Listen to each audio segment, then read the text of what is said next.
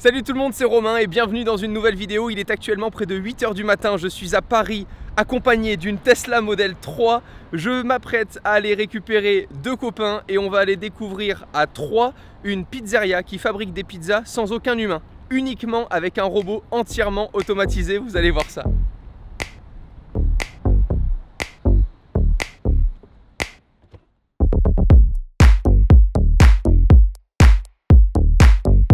Évidemment, avant d'aller chercher mes potes, vu que je suis un grand gamin, il faut que j'actionne les petits trucs à la con que permet cette voiture, notamment.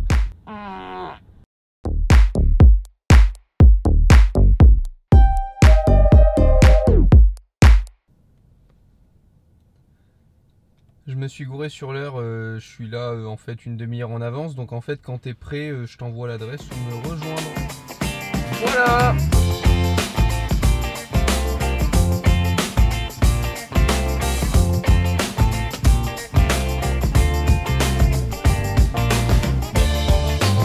Ça y est, il est là.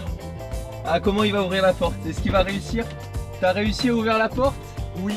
Yes. Les gens viennent de découvrir le premier cobaye. Les gens ne savaient pas, ils auraient deviné quand même qu'il y aurait moi. Ah bah le mec. Enfin, je sais pas, les gens sont pas cons. Le mec prend sa communauté pour des débiles, quoi. Tu viens de me proposer un café, ok?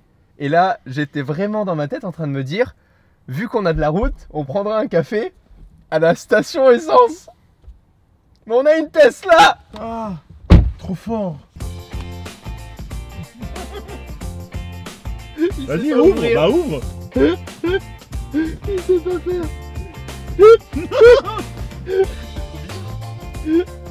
Mesdames, messieurs, Léo Duff. Boss, arrête. Putain, déjà, je suis à l'arrière, je suis un enfant, en plus tu me fais péter, t'es vraiment un chien. Par contre, frérot, t'es à Uber ou quoi? Exact.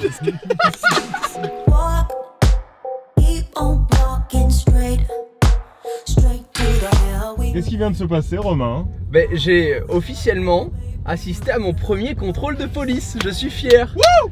Parce que je me suis dit, je suis titulaire du permis depuis plus d'un an, puis au final, il donne raison à tous celles et ceux qui conduisent comme des débiles sans permis. Ben non, pas du tout, tu vois, tu te fais contrôler en tant que gentilhomme. Voilà, donc j'avais évidemment tous mes petits papiers. Gentilhomme? Gentilhomme.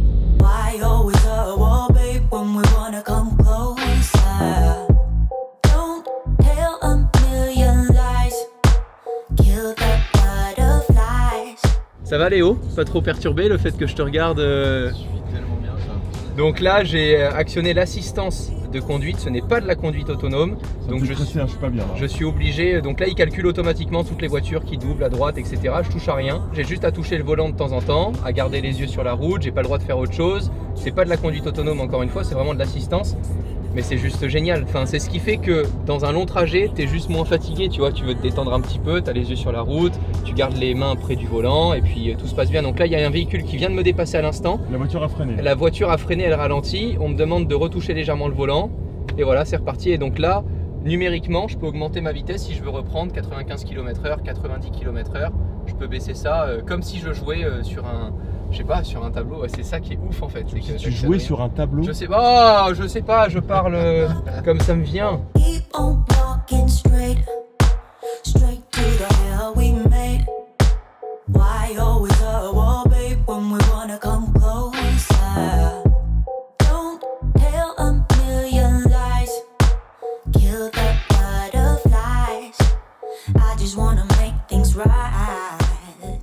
Première impression Léo?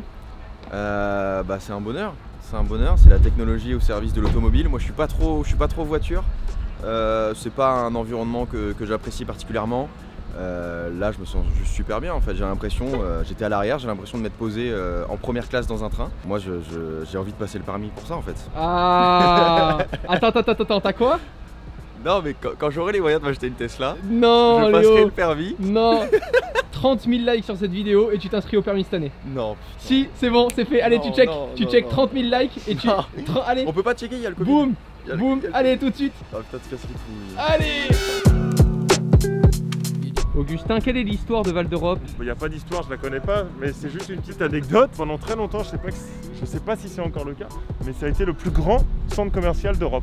Voilà, juste c'est grand quoi. C'était l'anecdote très approximative. Comment est-ce que j'en suis arrivé là? J'ai reçu un email de Pazzi, la pizzeria Pazzi. C'est ça. Je me suis renseigné sur rien. Le but c'est que j'en apprenne autant que vous aujourd'hui en vidéo. J'ai juste eu un petit teasing sur les bras robotisés qui sont vraiment stylés.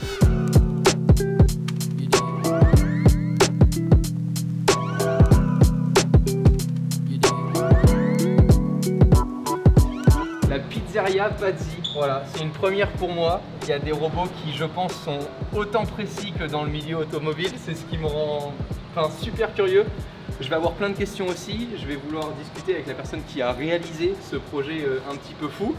Et je pense que surtout d'un point de vue sanitaire en ce moment, il y a plein d'avantages aujourd'hui à avoir des robots qui travaillent la nourriture au contact des humains. C'est vraiment super intéressant, il y a tellement de questions, mais impatient de voir ça. On a 1 heure pour l'instant pour se renseigner sur le projet. Et ensuite, les cuisines vont ouvrir.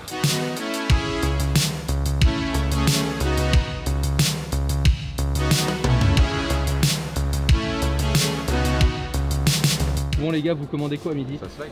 Bah alors moi, est-ce que ta communauté va me détester? Oui. Non, dégage. En fait, j'aime la pizza hawaïenne. Moi aussi. Ah yes.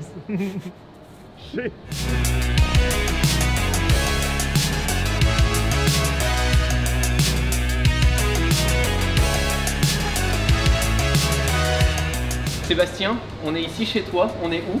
Alors on est chez Pazzi à Val d'Europe. Donc c'est le premier restaurant robotisé entièrement autonome du monde. C'est toi qui as eu l'idée? C'est moi qui ai eu l'idée, effectivement, il y a bientôt 8 ans. 8 ans? Ouais, donc un travail d'arrache-pied, on est resté quelques temps dans le garage familial. Génial, comme Steve. Hein. Et à craquer le truc de manière assez confidentielle quand même, parce qu'on voulait pas que la technologie soit déployée. Maintenant qu'on a de belles protections aussi, on a déposé plusieurs brevets dans le monde entier. Super. Donc on a notre premier restaurant qui est ouvert là depuis bientôt 1 an à Val d'Europe. Ton objectif, en gros, c'était qu'on arrive chez toi un petit peu comme des usines Tesla, Renault ou autres, comme dans l'automobile où il y a plein de robots comme ça, parce que moi j'ai l'impression de voir les mêmes robots qui fabriquent les voitures, sauf que là ils fabriquent des pizzas. Alors, dès le début, il y a eu ce souhait de spectacle, d'entertainment. Il y a cette double notion de plaisir, la plaisir de ce que je vois et la plaisir de ce que je mange. Et ça, c'était hyper clé. C'est aussi pour ça qu'on a mis autant de temps et qu'on s'est entouré d'un triple champion du monde de la pizza pour venir exceller sur la qualité des pizzas. Et donc c'est grâce à lui qu'on a réussi à monter très fortement en gamme sur le produit. Bon, la question qui tue, c'est que le prix d'une pizza reste le prix d'une pizza, mais au final, le développement et toute l'ingénierie qu'il y a derrière, vous voyez ça à grande échelle. Comment ça se passe pour en gros que vous soyez rentable demain? Parce que avec tout ce que vous avez mis en développement là-dedans, je suppose que ouvrir une pizzeria avec de la robotique comme ça coûte pas du tout le même prix que d'ouvrir une pizzeria avec un feu de bois. Effectivement, les investissements ne sont pas les mêmes. Là, on est sur le premier point de vente, donc forcément, il a coûté relativement cher. Hein. Sur cette première installation, on est environ à 1 million d'euros. Là, on travaille sur une prochaine série, on va atteindre des objectifs vers 550 000 euros sur la technologie par restaurant. Et à terme, on prévoit plutôt des alentours de 350 000 euros quand on sera en capacité de faire notre déploiement série sur plusieurs centaines de restaurants. Je me dis qu'avec une telle industrie, tu as peut-être moins de personnes, en tout cas vous allez rechercher moins de salariés pour prendre des commandes ou fabriquer les pizzas, mais vous allez en avoir tout autant sur la gestion et autres. C'est juste que les métiers sont juste différents dans un tel projet. Les métiers sont totalement différents, effectivement. On va avoir des métiers déjà la fabrication. Il faut fabriquer ce restaurant, il y a énormément de pièces, il y a plus de 250 capteurs sur la machine, il y a plusieurs dizaines de moteurs visibles et non visibles. Il faut savoir que 20% de la technologie là est sous nos yeux, mais 80% est enfermé et c'est ce qui fait que ça fonctionne aussi un peu par magie. On veut que le client y vienne vraiment pour le spectacle et pour le plaisir qu'il va prendre à voir le robot, et on veut qu'il revienne parce que c'est le produit est top.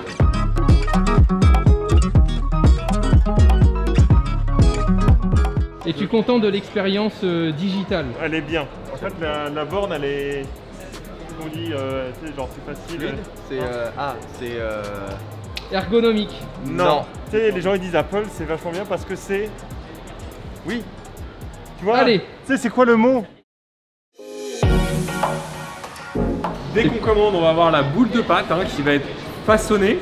Pour la taille de la pizza, on a le petit robot qui va venir déposer le carton sur le comptoir et l'ouvrir avec un petit système qui va permettre de maintenir le couvercle du carton.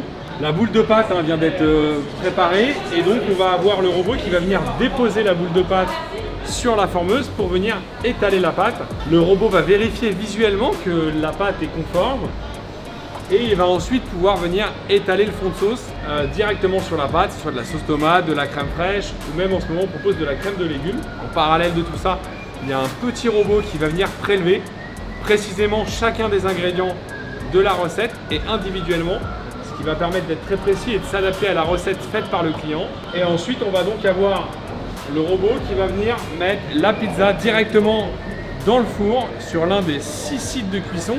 On est sur un four à pierre qui va permettre d'avoir une excellente qualité de cuisson. Ensuite, le client va pouvoir très simplement récupérer sa commande dans une borne de retrait où il va récupérer l'intégralité de sa commande.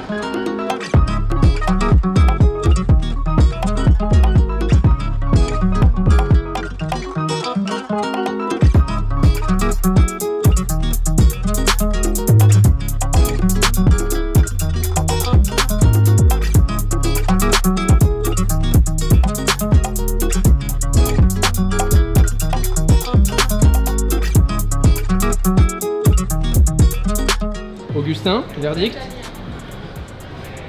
C'est incroyable et mention spéciale à la pâte. On voit que ça a été fait par un champion du monde. Léo? La pâte est super bonne.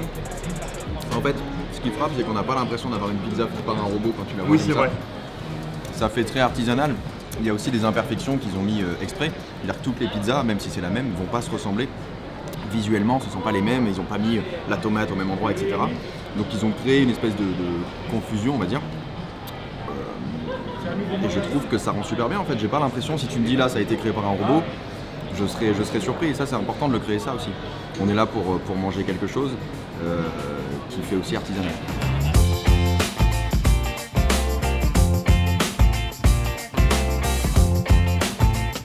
Personne n'a précisé depuis tout à l'heure, mais on est juste venu ici de notre plein gré. On nous offre les pizzas, mais on n'est pas du tout sponsorisé. Si c'était dégueulasse, je te le dirais. Enfin moi aussi. Mais... Ah ouais, toi t'as été payé? Ouais, moi aussi, ouais.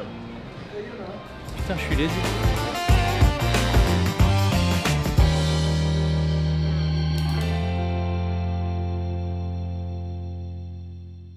Je me suis régalé. C'était incroyable. Vraiment, c'était très bon. Ouais. Et ce qui m'a surtout surpris, c'est que j'avais l'impression avant de venir d'avoir affaire à des mecs passionnés de la tech, mais aussi du business. Oui. Et qu'en fait, la bouffe passe après. Oui. Et en fait, je me suis rendu compte que c'était vraiment l'inverse. Genre là, les mecs préfèrent avoir une bonne pizza. Ils nous ont parlé quand même du choix des ingrédients jusqu'à nous parler des récoltants, comment ça marchait. Donc les mecs choisissent vraiment bien leurs ingrédients et ça c'est fort d'être aussi passionné de food. Bah, c'est ce qui peut faire peur en fait quand on va dans un resto comme ça, c'est que tout est tellement centré sur l'expérience qu'on peut venir en penser qu'ils ont complètement oublié ce qu'on allait manger au final. Et en fait pas du tout, voilà. Ça nous a tous plu, c'était très bon.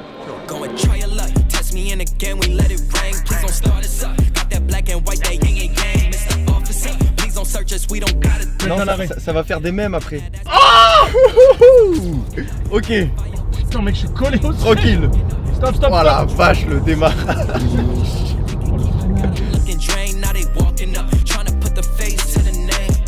Wow. We came from under buzz like a Persian. We've been staying in our lane, ain't no merging. Rap a nigga like a motherfucking turban. Faut conclure hein. Faut conclure. La conclusion. C'était super cool. Déjà, je suis content d'avoir réaccepté de faire ce format-là de vidéo pour embarquer les gens de manière plus naturelle, moins de prendre la tête avec les plans, etc. Je voulais juste leur partager voilà, un concept un petit peu original. T'as aimé? C'était passionnant. Je pense que c'est vraiment pour ça qu'on fait ce métier aussi, c'est pour découvrir des innovations comme ça. On a découvert des mecs et échanger avec les gens parce que ce qu'ils ont eu là en vidéo au final, vraiment si vous y allez et si vous avez la chance de rencontrer le fondateur, c'est juste super intéressant de discuter avec lui. Il a une autre vision, c'est comme un mini Steve Jobs, tu vois. En fait ça fait partie des projets où quand on le voit ça paraît logique que ça existe, mais de là à avoir l'idée et à se dire je vais le faire, faut quand même être sacrément taré parce qu'on a vu un peu techniquement, on a vu que même pas un quart de comment ça fonctionne et déjà c'était extrêmement complexe. Parce que ce qu'on voit pas c'est derrière, c'est un hangar. Ouais, ce que disait le mec sur la robotique qui est très intéressant, c'est les pays les plus robotisés ont le moins de taux de chômage. Exactement. En fait on déporte le personnel pour le revaloriser. C'est-à-dire qu'on lui donne une autre profession, un autre métier, une autre tâche, et on donne tout ce qui est plus robotique, en fait, qui est plus mécanique, à un robot qui, lui, peut le faire de manière automatique. Ce qu'il faut se demander maintenant, c'est est-ce que sur la durée, on va continuer à avoir besoin de ce personnel-là pour la maintenance, etc. Parce que le but quand même de ces entreprises, c'est qu'au bout d'un moment, il y ait de moins en moins de personnel. Bien sûr. Donc jusqu'à quand ça peut durer, on ne sait pas. Mais en tout cas, ce qu'on a vu aujourd'hui, c'est un super projet. Et en fait, ce genre de projet-là nous paraît naturel quand on le voit. Mais le voir se réaliser concrètement tel qu'on l'a vu aujourd'hui, ça c'est exceptionnel et c'est ce qu'on a vu. Merci à toutes et à tous d'avoir suivi cette vidéo. Merci Augustin, merci Léo. Évidemment vos réseaux sociaux dans la description pour découvrir à chacun leur milieu. Leur milieu quoi? Milieu. Allez, coupez. Allez, ciao. Voilà. Salut. Salut Augustin, bonne journée. Hein. Salut. Hein. Yeah, these niggas all square like Irvin. Yeah, we grew up in the hood, no suburbans. If I say I need my money, then it's urgent.